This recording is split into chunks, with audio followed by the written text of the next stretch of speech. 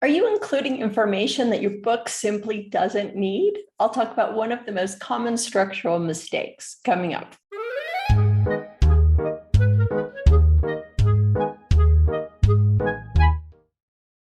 So, beginning memoir writers have a tendency to recount a story exactly as they remember it.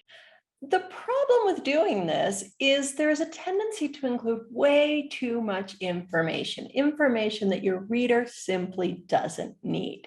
To help you understand what I mean by this, let me give you an example from a romantic comedy, right? So you have a romantic comedy and the guy calls up the girl and asks for a date. Hello? Hey, how you doing? So what is the next thing that we see on the screen? Probably he's knocking on her door to pick her up.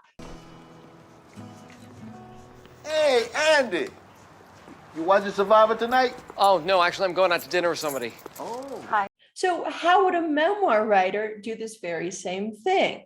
Well, the tendency is to remember all of the things that happen. And so you might have a scene of the guy calling up the girl and she says yes to the date. And then there's a scene of the guy making himself dinner and he goes to bed, goes to work the next day, gets yelled at by his boss, comes home, feeds his cat, gets ready for the date, hops in his car and drives to the girl's house. So hopefully you're getting a little bit of a sense of the kind of problem that memoir writers face. Let me give you a better example, one that's closer to memoir writing. So let's say you're writing about a family vacation to Los Angeles. And you have a scene at Disneyland with your family, you have a scene at Universal Studios, right? So most people, their tendency is to tell us what they did between Disneyland and Universal Studios because that's how they remember their trip. So between these two scenes, they'll say, we went out to eat, we took a nap, we went and bought a star map. However, this is just not interesting to your reader. If you're not letting us live through an event with you, your reader just doesn't want to hear about it. So here's an important thing to keep in mind when it comes to writing your book. Anytime you mention something happening in your book, your reader wants to experience it fully.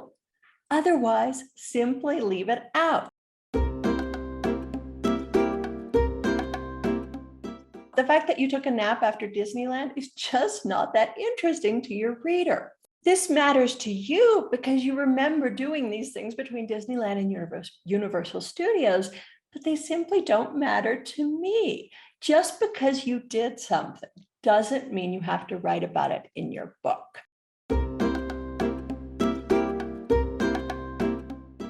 It's a really important concept. I'm going to talk more about it in this video.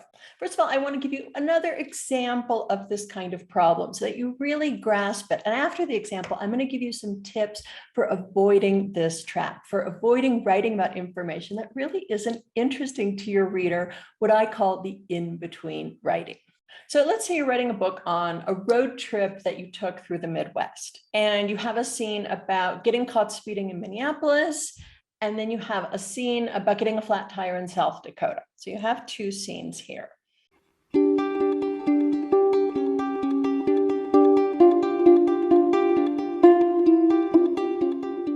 Let me show you the kind of writing that I often see in my students' assignments, the kind that just doesn't work. So here's the scene about speeding in Minnesota. I just wrote the very end of this scene. The cop let us off with a warning, but something told me this wasn't the last time we'd see flashing red and blue lights in our rear view window. So that's the end of my speeding in Minneapolis scene. Now, this is the kind of transition writing I often see, the transition writing that just doesn't work. That's actually really boring to your reader. So this is what not to do. Here's the bad transition. From Minneapolis, it was a 4-hour drive to Des Moines. Once we arrived in town, we pulled into the first cheap hotel we spotted. We unpacked our clothes and went for cheeseburgers at a diner. After dinner, we fueled up the car and bought snacks at a nearby gas station. We decided to go to a car wash as well. At the hotel, we had a restless night. In the morning, I was hungry, but we skipped breakfast because Jaime wanted to get on the road. We drove for 3 hours more when it started to rain. Finally, we made it to the border of South Dakota. So that transition doesn't really work. It's just telling me all the stuff you did between Minneapolis and South Dakota. It's stuff you remember, but just because you remember it doesn't mean it belongs in your book. It doesn't mean that it's interesting to a reader. So what is the fix for this? First of all, you need to think of your memoir in the right way. And at its core, your memoir is a series of scenes connected by transitions. If you always think of your book this way, you will prevent yourself from falling into so many traps.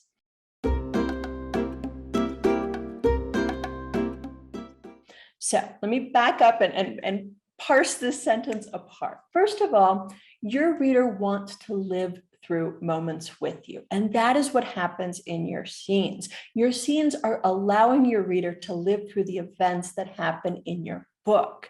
So you have scenes which transport your reader. Your reader is there with you.